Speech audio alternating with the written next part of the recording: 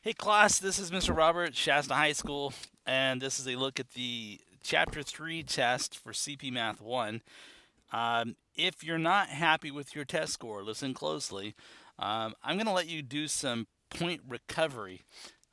So you can probably recoup some of the points that you missed, and here's how you're going to do it.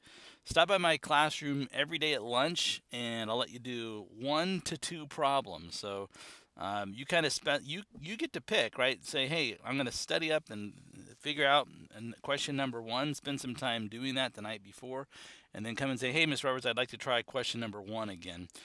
Question 1 was worth a total of 12 raw points, and those were used then to calculate your grade for it. So you can recoup some of those. If you see any minus symbols on any of these problems, you can recoup them. So start coming by as soon as Tuesday at lunch, and I can help you get some of those points back. So let's take a look at question 1, part A, B, C, and D.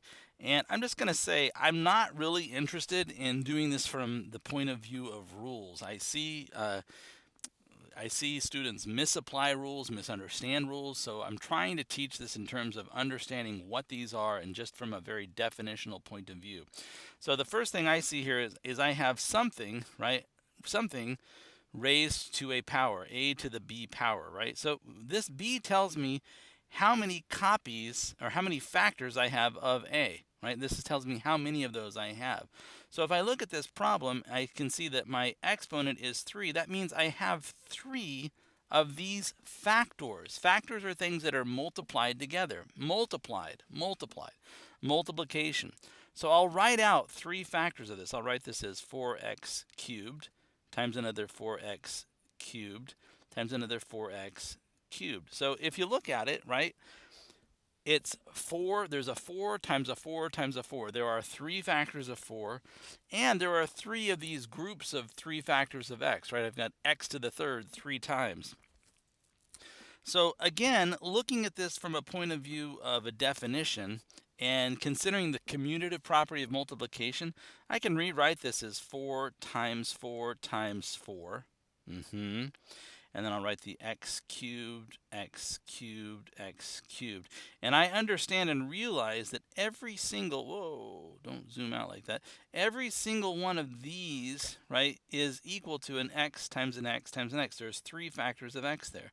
So if I look at it in total, I have 1, 2, 3, 4, 5, 6, 7, 8, 9 factors of x all being multiplied, right? There's 9 factors of the x to the 9th power. The other thing that I have is I have 3 factors of 4. I've got a 4 times a 4 times a 4. 4 times 4 is 16, and 16 times 4 is 64. So my answer is 64 x to the 9th, right? I'm not trying to memorize any goofy rules at this point. The rules will come, right, as I get proficient and I practice and I think about this. But just from the point of view of a definition, this is what this is. It's 64, which is 3 factors of 4, and it's 9 factors of x. Now, before we move on, you can think about this, and I don't want to overdo the rule, but think about this. This is 4 to the first power, right?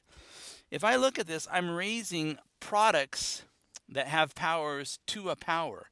And what I can do is I can multiply these exponents. I don't want to, actually, you know what? I'm going to stop right now.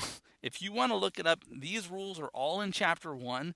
And you can go up there and look for the math note section. Look at it in the index. It's the math note section on the rules for exponents. But they're there and you can look at them.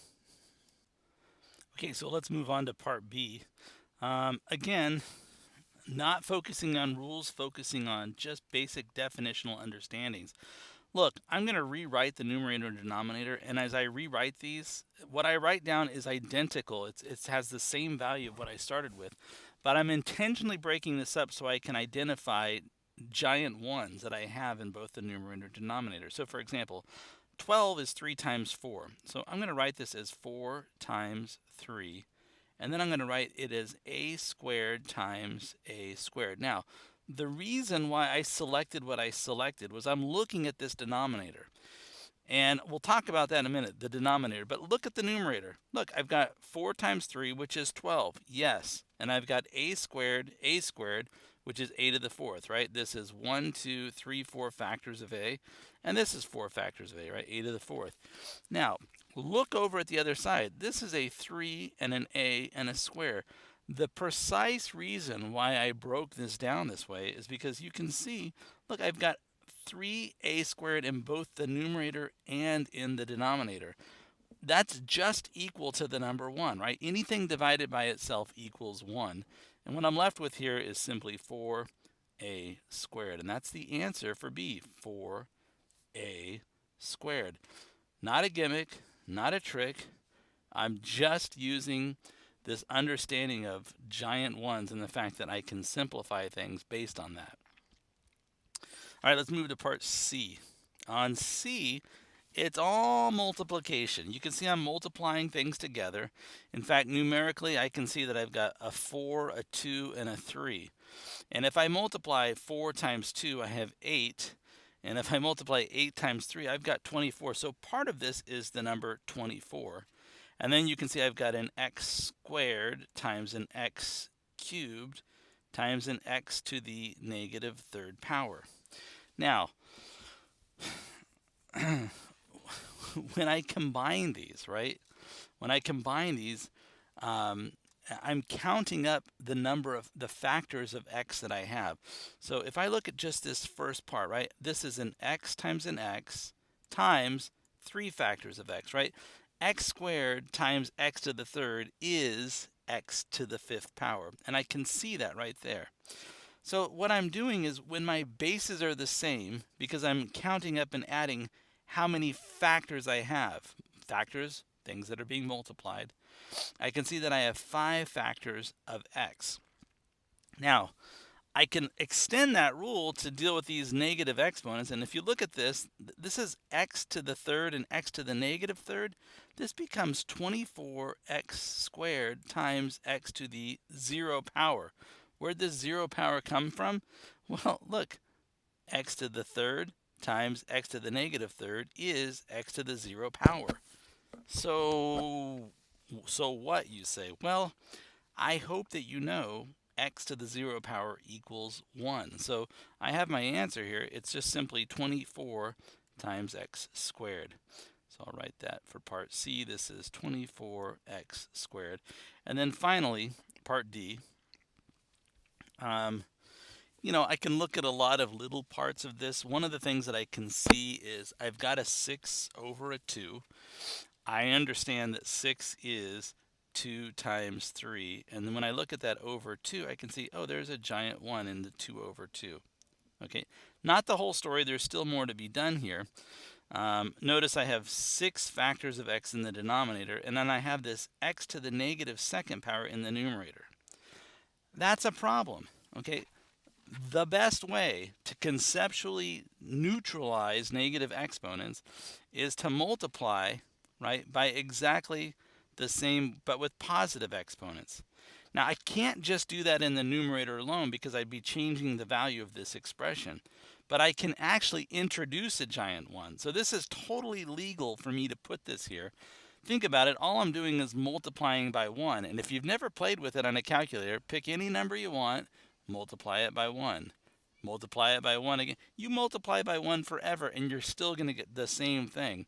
My point is that this is not changing its value because we keep multiplying it by the number 1. It's going to stay exactly the same. But look at how the form of this expression changes. In my numerator now, and I'm ignoring the giant 1 in the form of 2 over 2, but in my numerator I have 3x to the 0 power. Well, that looks familiar, right? 3x to the 0 power is the number 1. So I've got 3 times 1 in the numerator. In my denominator, I have x to the, notice there's 6 factors of x. That's xxx times xxx, and then 2 more. That's a total of 8 factors of x in my denominator. So I can write this as 3 over x to the 8th, right? And I don't need to, because this is the number 1, right? I'll just go ahead and write it as 3 over x to the 8th power. That's beautiful. All right, guys, so I hope that you Consider these things, maybe look up some of the rules, and listen.